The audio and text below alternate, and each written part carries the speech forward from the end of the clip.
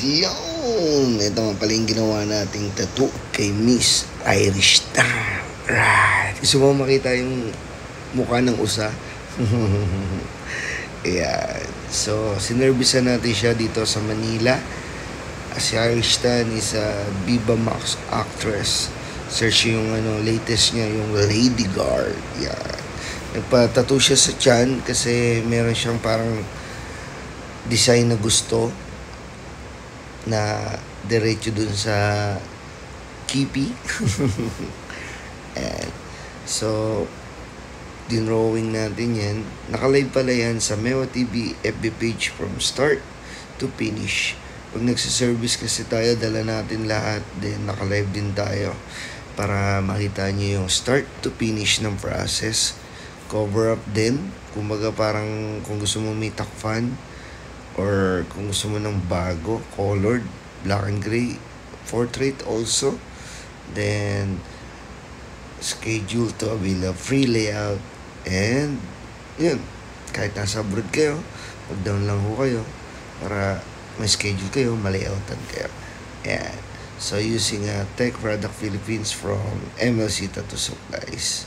Meron silang Tech Foaming Liquid Solution Stencil and wipes.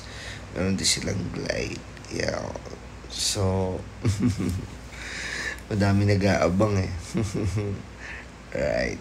Ako ko kasi kahit sexy star o kung ano man yung estado basta babae, kailangan tatakpan mo pa rin para respeto rin, di ba? Yun ang number one sa buhay, respect. Ito yung ginawa natin. Ayan, sungay. At eto na ang nasa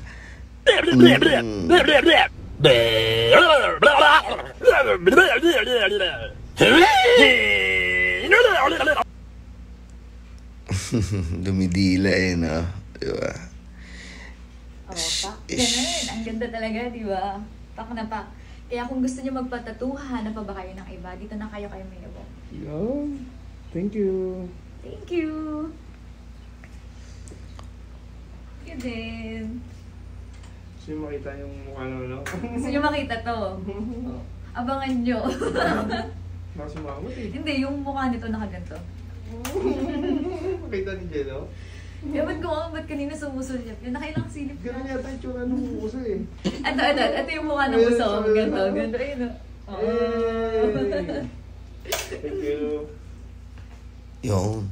Please follow for more. Thank you, Lord. Happy Sunday.